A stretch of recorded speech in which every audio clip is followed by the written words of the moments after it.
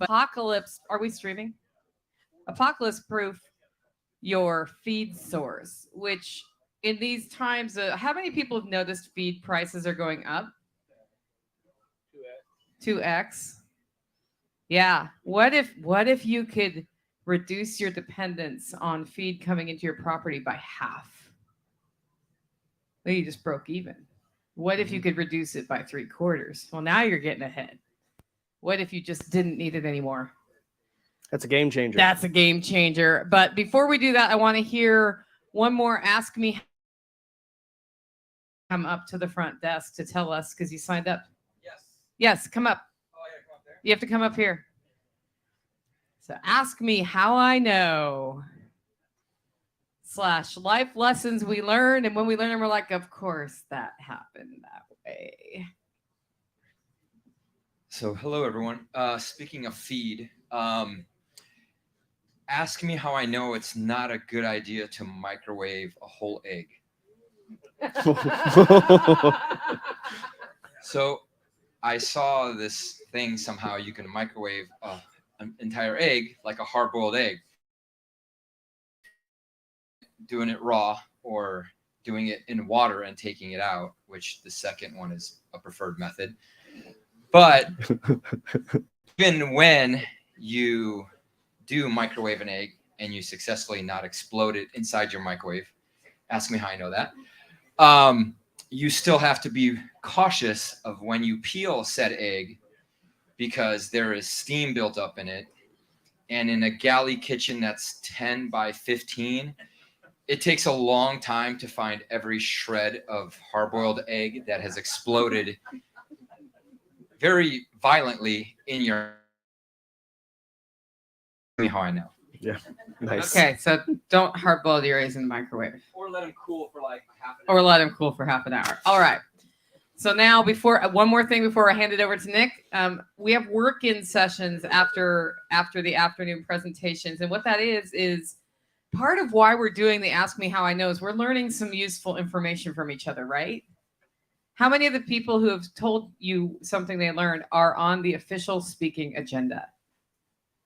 Not very many. You guys know so much.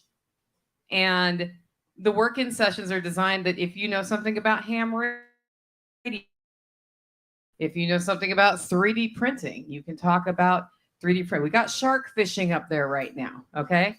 So if there's something you think, I'd like to have a roundtable about how to transact in Bitcoin or things I've learned about propagating hyenas, just come up to the board and sign up. We'll have work-in sessions each evening, and whoever wants to come to your session does. You put what it is, what time you want to meet, and where you want to meet at. And if somebody's already taken the spot you want to meet, you have to choose a different spot. With that, I'm going to hand it over to the man who changed the trajectory of my home by coming out and visiting. It was kind of nice. Yeah, Nick Ferguson. All right.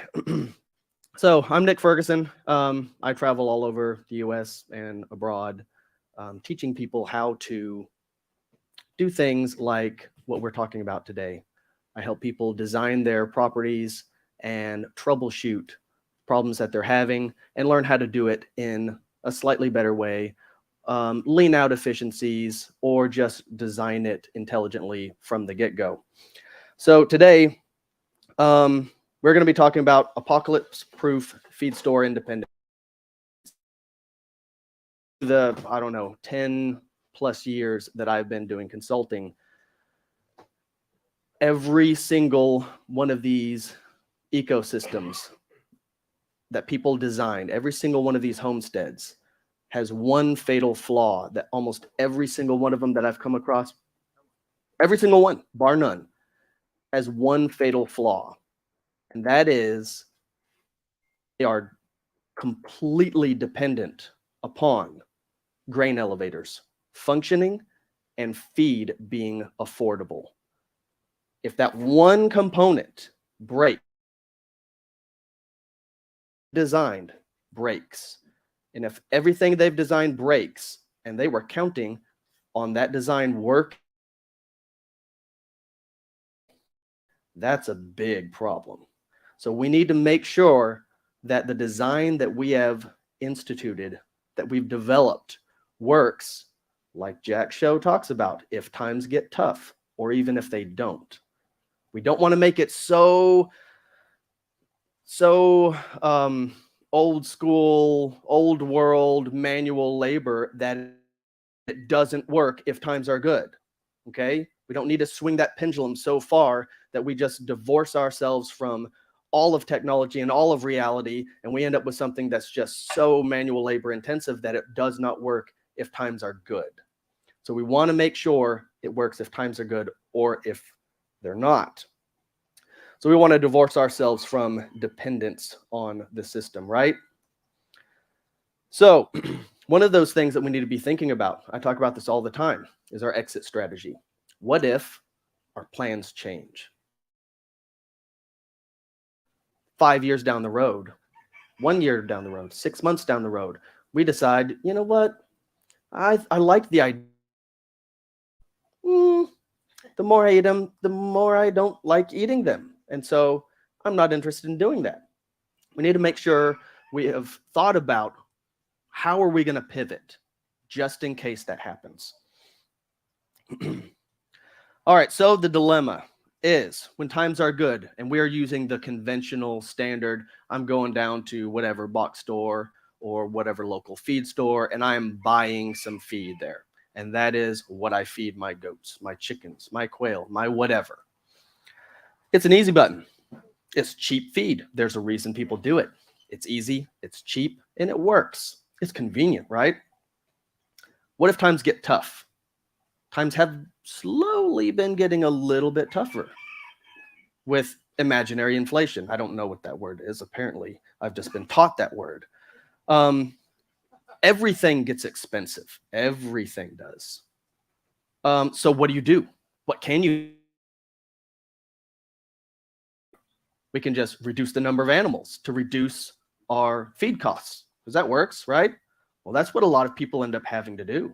You look at droughts come through and, hey, we don't have enough feed. What do? Reduce the herd. Cull the herd, right? What happens when you do that? Your profits plummet. Well, if prices are skyrocketing and your profits are plummeting, this does not sound like a trajectory that's going to end positively. If we go into full-on economic depression and there's either no feed or it's so expensive to buy feed, no animals equals a starving family. If you're dependent upon that, that's a big problem. That's a sad life. So let's look at a better way to do things, right? If times are good, we start transitioning from dependence on that system away from it. We do things like Jack is doing here. We start planting some fodder trees. We plant a fodder forest. We start looking at growing some insects. We'll talk about those tomorrow, later this afternoon. We look into possibly, and you don't have, looking at buying a hammer mill and pelletizer. And there's nothing wrong with supplementing while you're in this transition period. Absolutely nothing wrong with that. So when times start getting tougher, you're mostly independent already at this point. What happens if you are divorcing yourself from dependence on a feed store, from grain elevators, from grain-based feeds? Your profit margin is skyrocketing compared to all the other producers because they have to pay those high prices and you don't. What do? We can expand our operation. When other people are having to cut operation, we can expand. We can grow. We go on to full-on economic depression. We have healthy animals. We have massive profits. We can corner the market and we have stability. This is the kind of thing that we want to be progressing towards. So let's look at the process. What does that process look like? We want to plant fodder trees. This is the foundation. Old old technology. Everyone that was here last year, I think I did a presentation on fodder trees last year. You've already heard about this. You've heard me talking about it for I don't know how long. We start with the foundation first. We want to be growing some trees, some perennial crops. And I love trees. They grow fast, they're tough, they're hardy, and they can grow some high quality protein to feed our animals. King of that, I've got them in the list of order. White mulberry is top in my list. It doesn't grow as fast as the next two, hybrid willow and hybrid poplar. The wood. Those both grow 15 to 20 feet in a year. That's insane.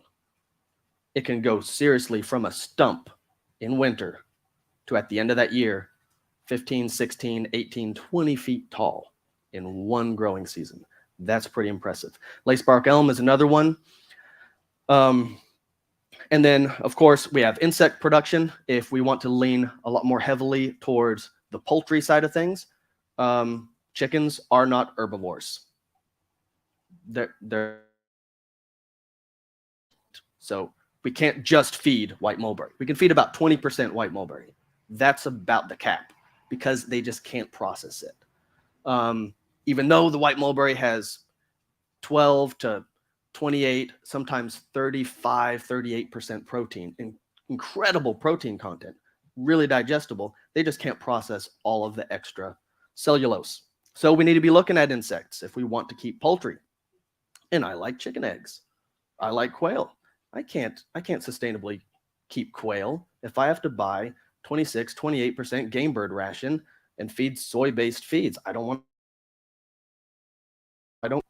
unless I have insects.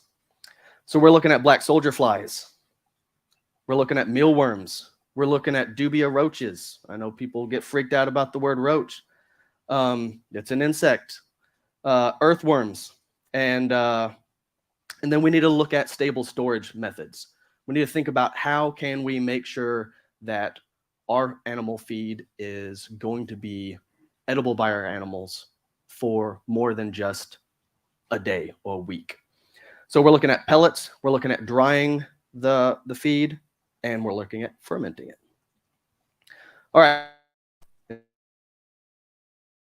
I've used this flow chart quite a few times. I'm just going to go over it really quick. We're going to talk about it a little bit more. The foundation is fruit and fodder trees right here.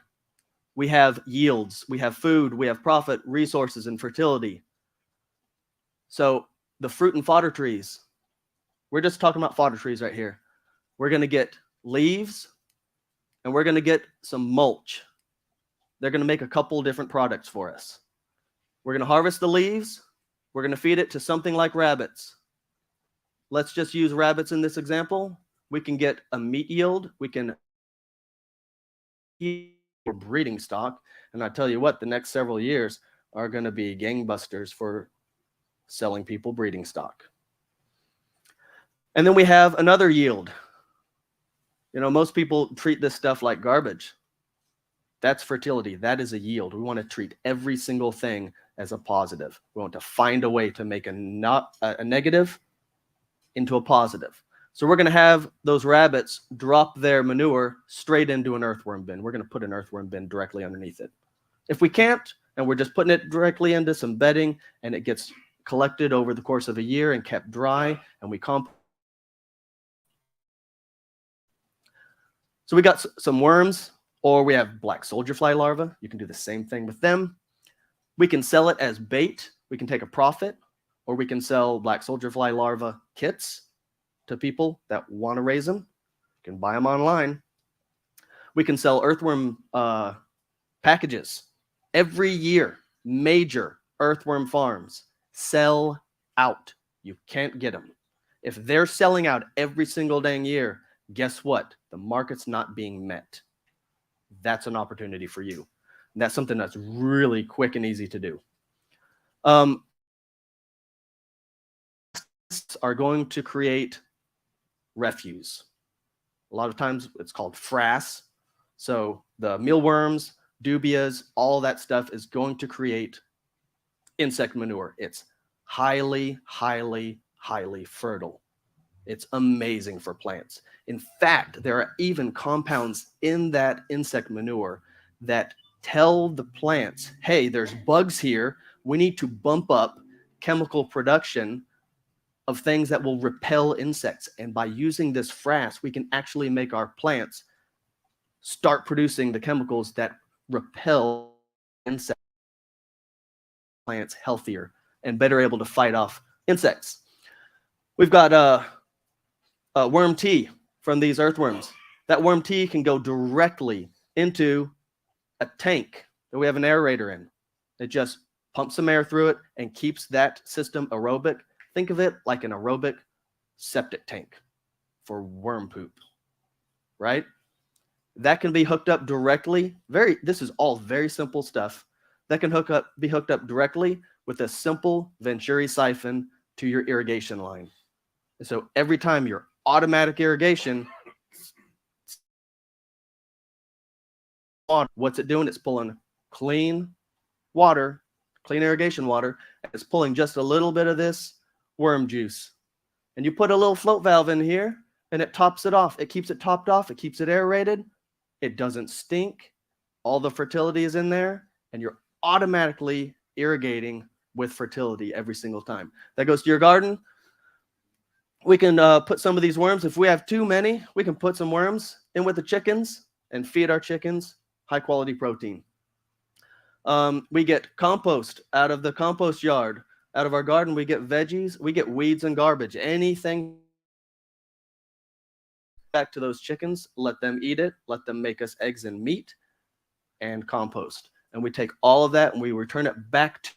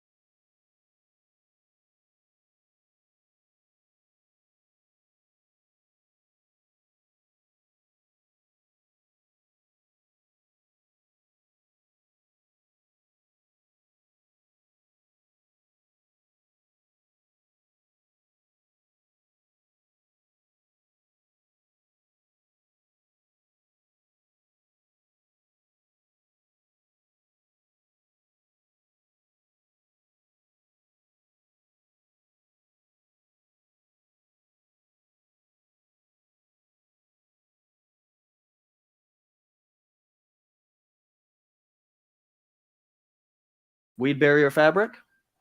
And then this is white mulberry, and that's white mulberry. And then we've got hybrid poplar on the uphill side, further up that way. And you can see some clear plastic. This area right here, we solarized. Right here, a little bit of, and it did not kill all the weeds. I'm going to show you the next picture is what happens if I did not solarize right there. That's it solarizing, a new spot. That's the freshly uncovered ground that we just solarized. And that is, if it was just cut right there, this little laneway, if it was cut and left for, I think that's 2 weeks of growth. It's crazy. So I left some space in between these so that I could crop in between here or I could run rabbit tractors through there. Also, when these get grown, you'll see some pictures. I'm actually going to have branches from this row of trees and this row of trees almost touching each other, if not touching each other. So I need to leave enough room. So these are some of the systems. This is, I think, in Costa Rica. These are white mulberry in rows. This is what it looks like. I'm just trying to show you what this stuff looks like. This is freshly planted white mulberry. That's what it looks like. This is nothing crazy. We're just planting trees in rows. Imagine corn. You see corn planted in rows? The reason why they do it in rows, it's easy to manage. You can do it in curves. You can do it in blocks. You can do it however you want. Just think about management. Here's some more white mulberry that's grown up. This is probably about a 1 year stand of white mulberry, and it's probably about 6, 7, 8 foot tall. That's pretty typical for white mulberry. It can push up to 12, 14 feet in a year, but generally you should be expecting around 8 to 10 feet. So these are low pollards. Pollard is just cut up high. Coppicing is down low. The reason why we want to pollard would be to prevent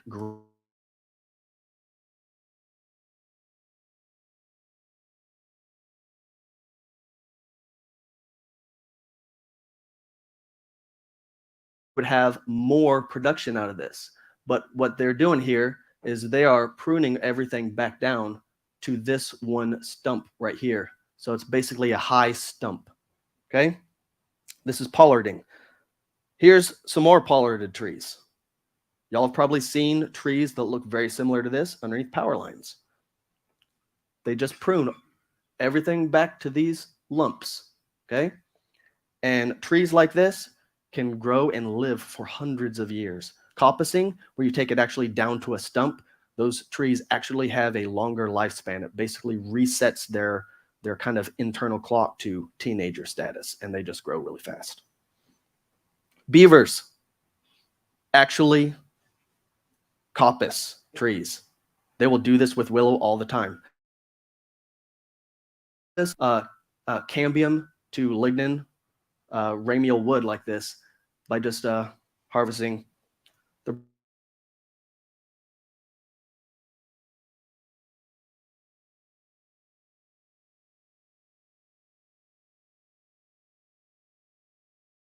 one of the benefits is you get more pasture.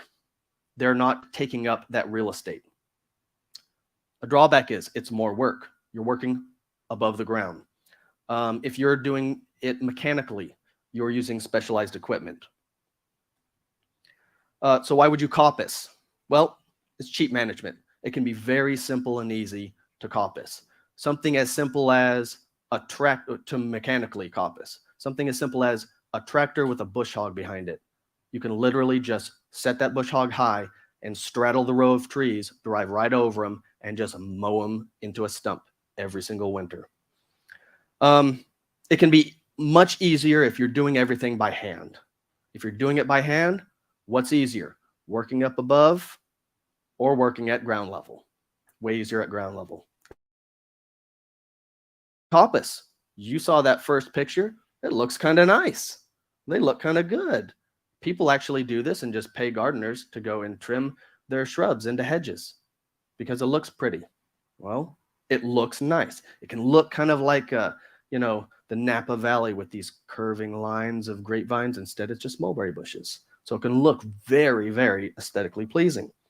It's low to the ground. It's easy to reach. One of the drawbacks, it's low to the ground. It's easy to reach. So predation is an issue.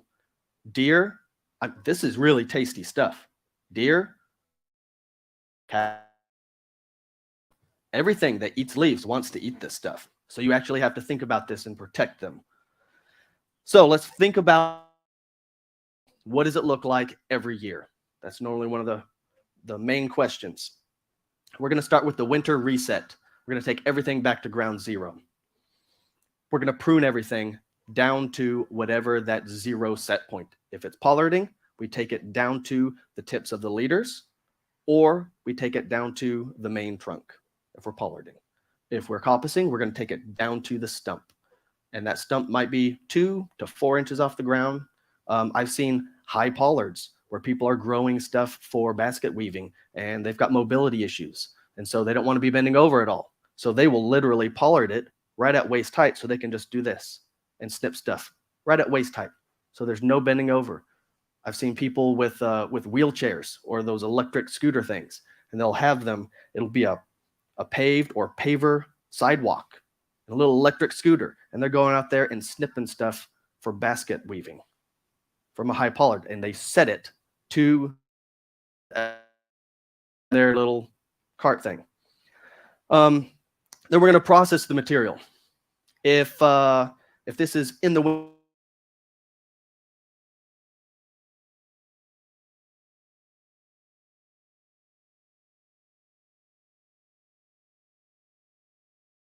garden, there's a lot of sugar and protein, a lot of nutrients in that. It's amazing. It breaks down really well into compost and makes the most beautiful compost you've ever seen.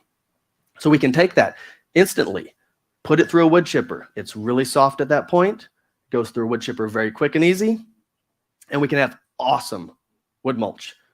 Or if you have a rocket stove heating your greenhouse or a rocket mass heater, something like that, this is perfect material to be using for something like this. They would actually coppice hazel and all kinds of trees, oak and ash, for the purpose of making fuel wood. I mean, we're in the first world. Most people here, I doubt there might be a couple people here who have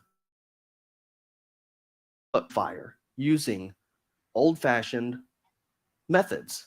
You use sticks like this big. You don't use big stuff. You don't go out and cut down a big tree and split it and put all that energy into it. Use little sticks because you can quickly get hot fire built up and then spread out the coals. You can regulate the heat. That's how you use fuel wood if you're cooking more primitively. And this is perfect for fuel wood.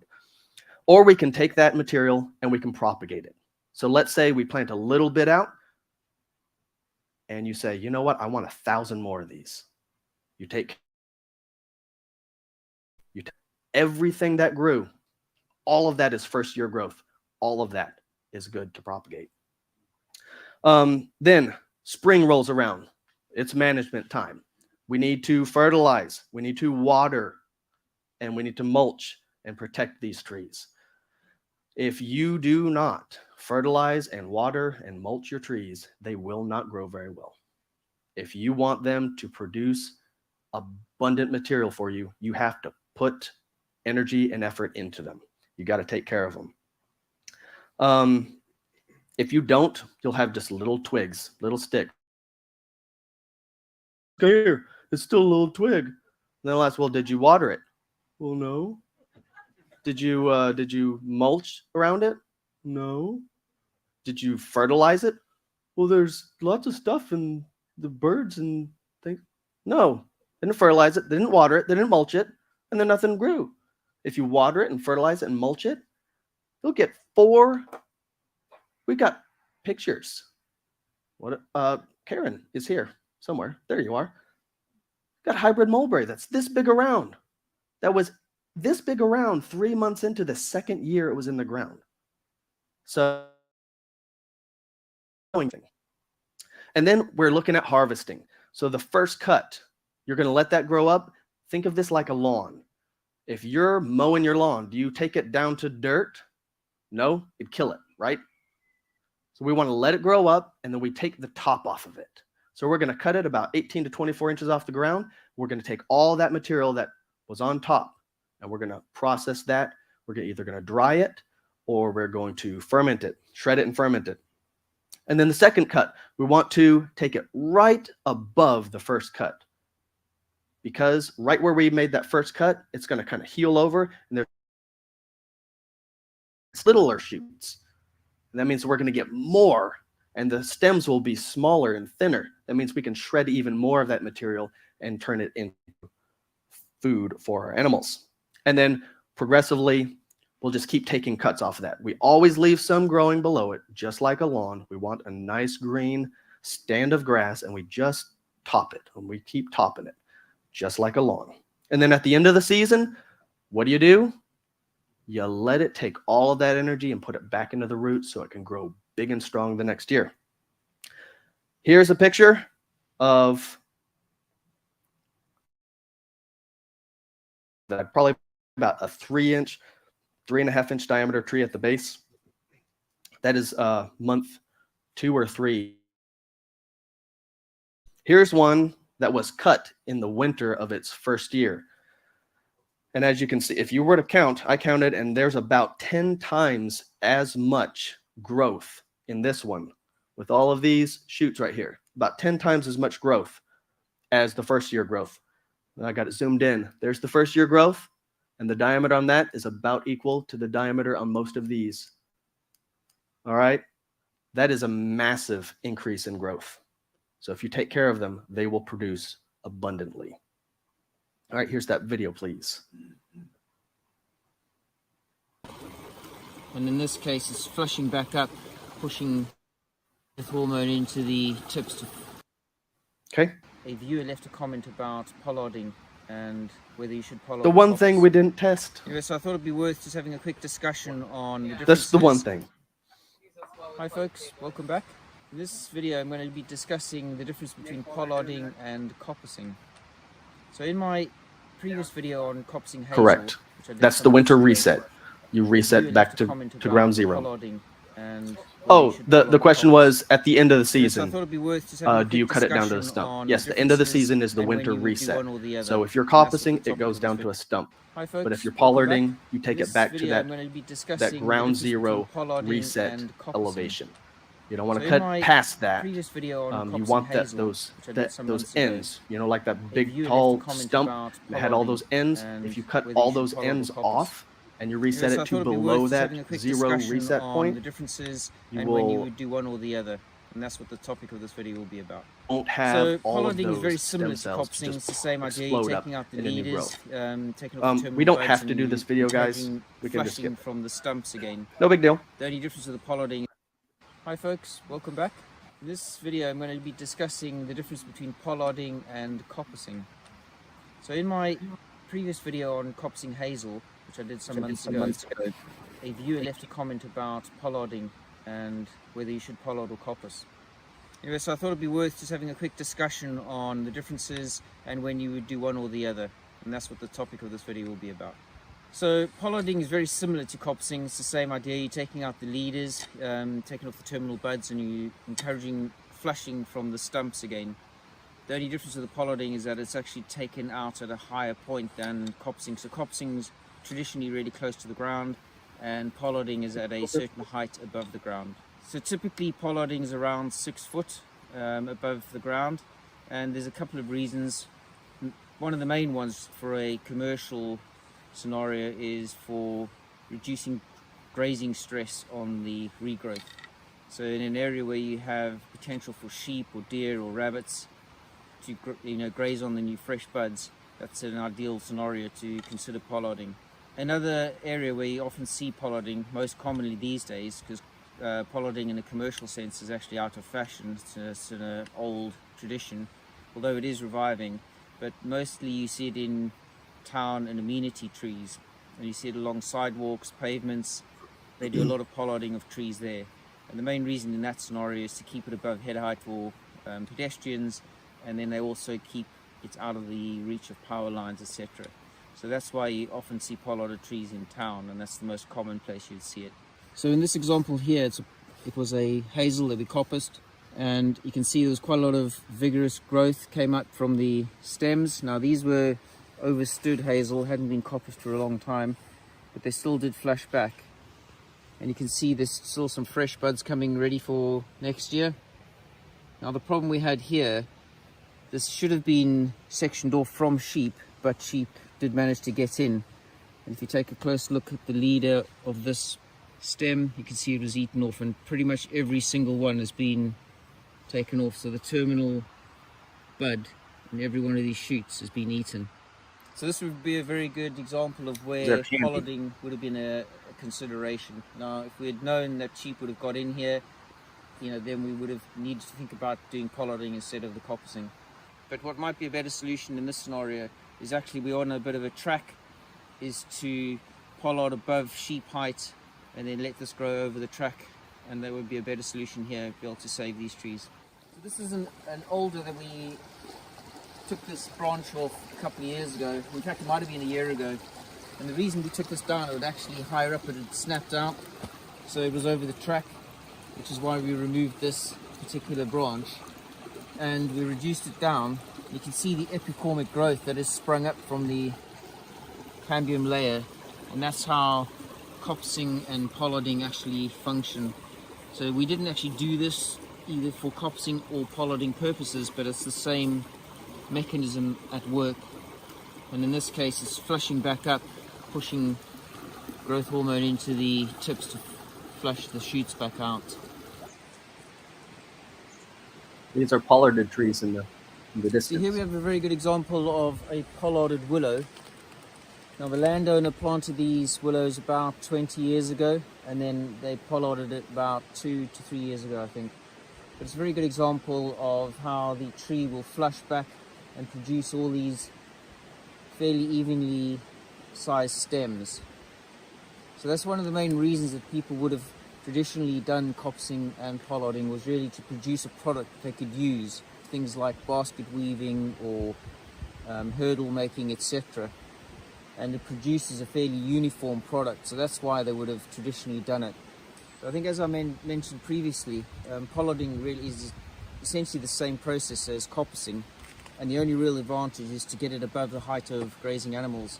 But there are some disadvantages too, because once it gets at a certain height, working on this particular tree with tools, you're working at a higher level. So certainly if you have something like chainsaws or whatever tool you're using, you're working above shoulder height, which is never a great idea.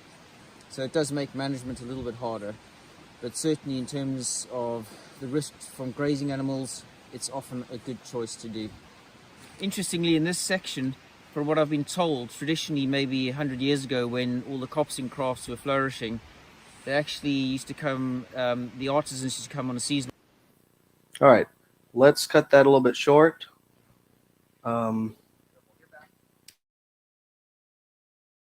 little bit short, and jump into some of the main questions people are going to be asking. How many trees do I need to plant, Nick? I've got 2 goats. How many trees? I can't answer that. The trees are a dynamic system in and of themselves. The goats are a dynamic system in and of themselves. If your herd is growing, the number of trees is going to change literally month to month because the little animals get bigger. Okay. So I say yes. How many trees? Yes. That many, however many you can put. Start small. You can always use what you have. Nicole has box elder. So rather than cutting down all the box elder and put new trees in and wait a couple of years for those to get big enough to start harvesting, she just pollarded the box elder because it's a great fodder tree. So use what you have. If you're going more production focused, we could go 8-foot row spacing. So the rows are 8 foot apart. We got trees planted every 2 feet in every single row. Everyone understand that? 8 foot apart rows, spacing 2 foot per acre. 12-foot rows, further apart, so we have more laneway access. We're looking at 4-foot spacing. We're going to space them apart even more. That's 900 per acre. Just to give you some numbers, some idea of how many trees we're talking about. It's not like 12 trees. We're talking about 900 an acre at pretty generous spacings. It's situationally dependent. We planted 800 fodder trees in less than 1/8 of an acre. We planted them 6 inches apart just because the numbers worked at those spacings. It was just arbitrary choice because the numbers worked. I did not plant them like that to get lots of production. I planted them like that because the cost of one of those trees, or 2 or 3 of those trees that were eventually going to go, was less than the money I'd get out of it selling cuttings. So I planted extra trees so I could get extra cuttings. And then eventually a whole bunch of those trees are going to be taken out of that system so that I have them spaced out a little bit further. So if you're doing things for propagation, plant them tighter. If you're planting it for a forest, that's kind of the loosest spacing. So when you plant them, you'll hear lots of different opinions on when you should plant things. Summer, in the fall, in the winter. If you're planting bare root, people ask, well, isn't it best to plant bare root trees in the fall? Well, I'd like to know where you're getting bare root trees in the fall, because they dig them in the winter when they're dormant, because it's less stress on the tree. So you're getting bare root trees late winter, early spring. So that's when you plant bare root trees. If you're planting seed, frost, because what's going to happen? It's going to get hit by a frost and it's going to kill them. They're not going to be ready for it. So seed needs to be planted in the spring after all danger of frost is past. If you're planting potted plants, you can plant them in the fall. That's fine. Or those other times. Planting potted trees, Nicole and anyone that was at Nicole's workshop can attest to the pain of having to rip all of the soil off of those and prune the roots to make sure that we don't have circling and girdling roots. Harvest and preservation. We are going to stuff to animals oftentimes.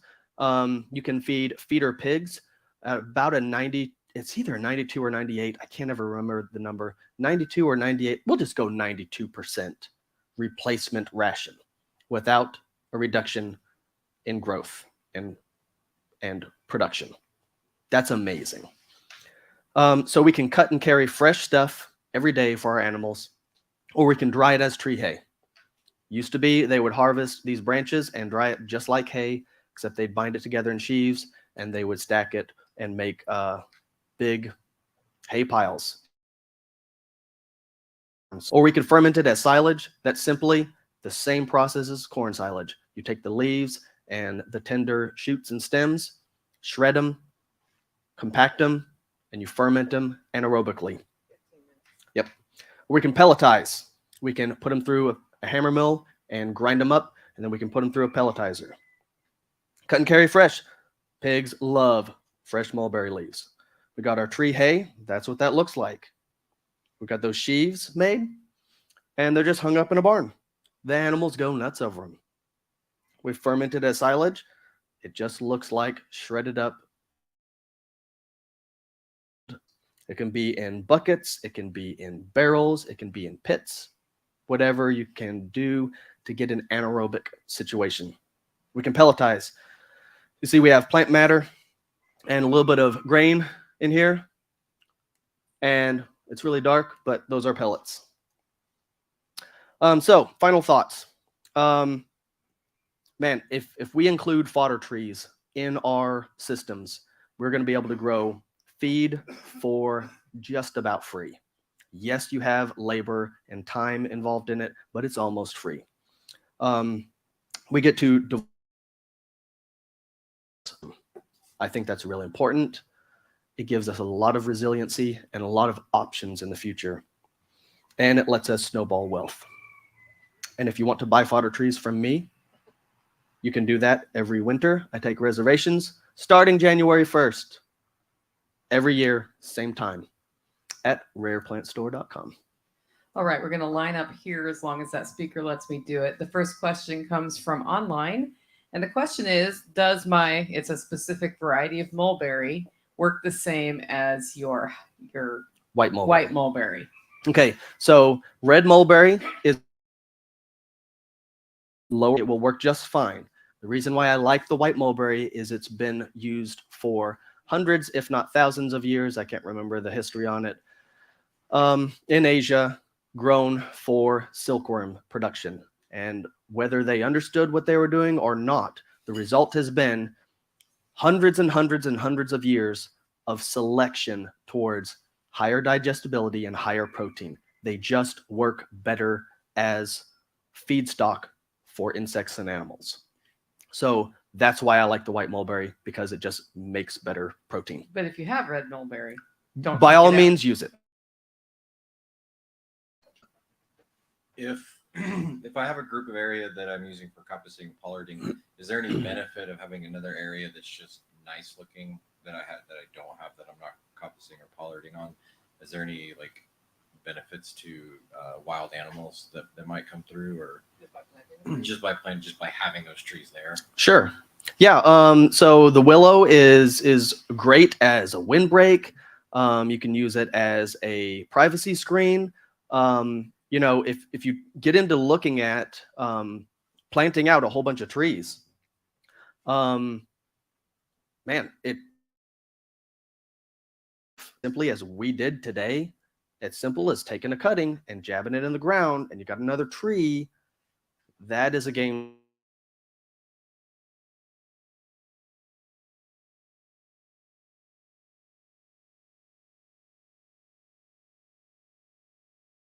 Windbreak. The mulberries do produce berries. They're very bland and insipid. They don't taste good. They have a low acidity, but birds love them. Word of caution: do not plant a whole bunch of mulberries near where you park your car and let those mulberries grow up into great big giant trees, because they will get loaded down with fruit and you will have a purple vehicle. And I tell you what, they will stick in the treads of your shoes, and they're just like manure. They'll leave purple marks all over if you have carpet. It's awful. It's hard to get off of your shoes. So be careful about that stuff. If you're coppicing, they should not be producing fruit. And actually, in coming years, I will be the only place I know of where you can actually buy male mulberry. Okay, so this one comes from online. Jed, what does pollarding prevent over coppicing? The audio chopped out. Pollard prevent. I don't know if it it prevents predation issues. So if those branches are above the browse height, then they're not going to get nipped off. As we saw in that little video, some sheep got in there and they nipped off all the terminal buds. That's the very tip of the shoot, and they nipped that off before it could continue growing, and that's a problem. We don't want that happening. So if you need to protect your trees from predation by other herbivores, by deer, by goats, by sheep, whatever, pollarding protects them from those animals. Okay. Nick, two questions related. Fertilizer for trees. What do you recommend? How much? When? And in the event that you can't go buy whatever the product is at the store, what do you recommend? Anything that has nitrogen, phosphorus, manure, cow manure, any kind of animal manure is just fine. You can use any of the commercial synthetic stuff. I treat them just like other trees and shrubs. Just don't put too much, or else you have a risk of burning the roots. But any fertilizer mix will do just fine. Okay, Josh from online says, what's your suggestion on the wood chipper? Rent or buy? If you're using one all the time for your fruit tree, your fodder trees, if this is like a weekly to ferment, then I would buy one, because you're going to use it weekly or at least monthly. If this is a once a year kind of thing where you're just going to be stripping leaves off manually and you're not going to be shredding anything, and you're just going to be cut and carry, and you're going to be running everything else through the rocket stove to heat your greenhouse or whatever, and you're not chipping anything, or you're just going to chip like once a year to get the big stuff turned into mulch, then I'd rent one probably once a year. So Dr. Berry runs sheep, and he accidentally rotationally grazed and compassed trees. He was cutting the trees down to get rid of the tree, but then he would run them back through. Can you do anything like that with ducks? anything that you can compost that you could rotate ducks through and give them something to eat and then come back later and feed them again. Well, problem is ducks aren't really herbivores. That's what I'm saying. Um, Anything that they will eat. Yeah, you could do something like duckweed or azolla, and I've done that before where I've just protected them. But yeah, mostly with these fodder trees, no. It's mostly going to be something. If you're feeding ducks or poultry, you're either going to be pelletizing it with another source of feed. We'll talk about that later. You're going to be fermenting it. Okay, Roy, I'm going to take your question because Josh just asked one from online, but I'll ask Josh it afterwards. Okay. And use as a fodder because it's got a lot of leaf matter on it, but you didn't cover that. I don't really like bamboo very much for that because not a whole lot of stuff likes to eat it. It's not very high protein generally.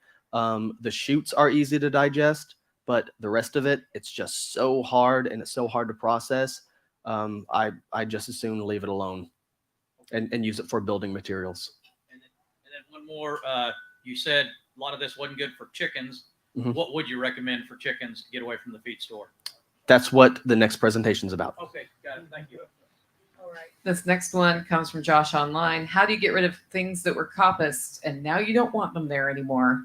Ah! Okay, so there is the eco-friendly version where you torch the stump and you would protect your other stumps from overheating. If you torch that stump and the crown, the root crown, you will kill the tree.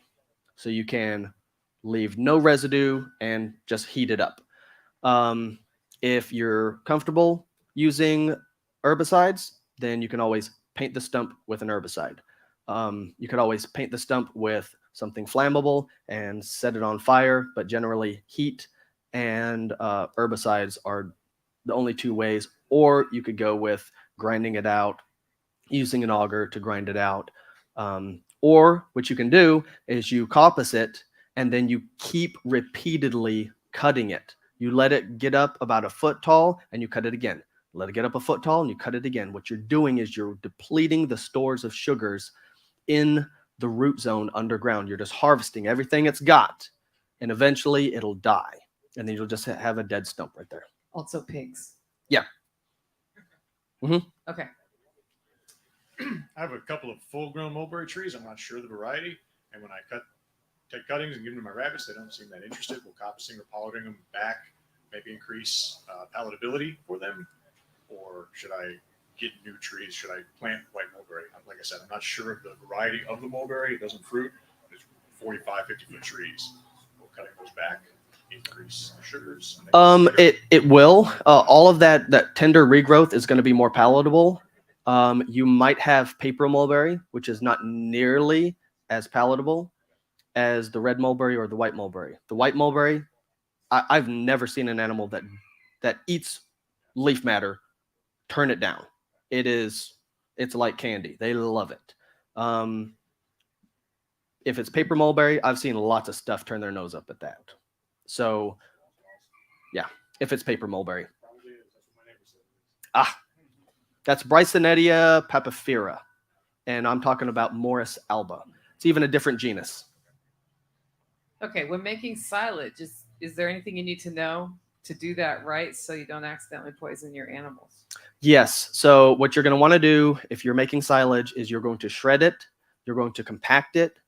You can add some diluted molasses, sugar water, anything to feed the lactobacillus. You can actually even put a little bit of lab culture in there, lactobacillus bacterial culture in with it. If you want to be really super, particular about it. But the main thing is you compact it, you get as much air out of it as possible, and then you keep it restricted on air. You want to close it up with plastic or put a lid on it that is pretty airtight. Put a date on it so that you know when it went in there, and give it 2, 3, 4 months to ferment before you start pulling out of it. And then keep it air restricted. Don't make a big old batch and then just take a little tiny handful out because it will start going bad. So it's better to have multiple little ones. Correct. Okay. If you're using a small amount, make small batches. Okay, Eco Mouse, your question is probably more suited to the next session, which is more oriented towards poultry.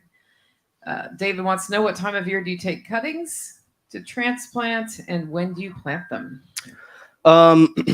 So it depends on the tree. So if we're talking about the hybrid willow and the hybrid poplar, then you want to take those. Really, those you can take just about any time of the year. The hotter and drier it is, the more you're going to have to baby them.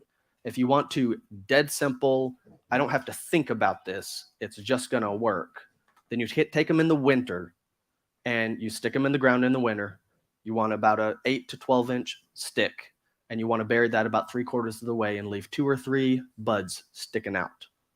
And then you just plant it right where it needs to go, or you can pot it, and that should grow just fine for you. So cut it in the winter, stick it in the ground immediately. You don't have to use any rooting hormone. So those two work perfect for that.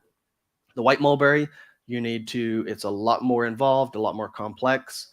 You need to learn how to propagate with softwood cuttings, and you're going to need to use an intermittent mist system and some hormone treatment, but that is a late spring, early summer thing. And you take those cuttings and stick them in some rooting medium.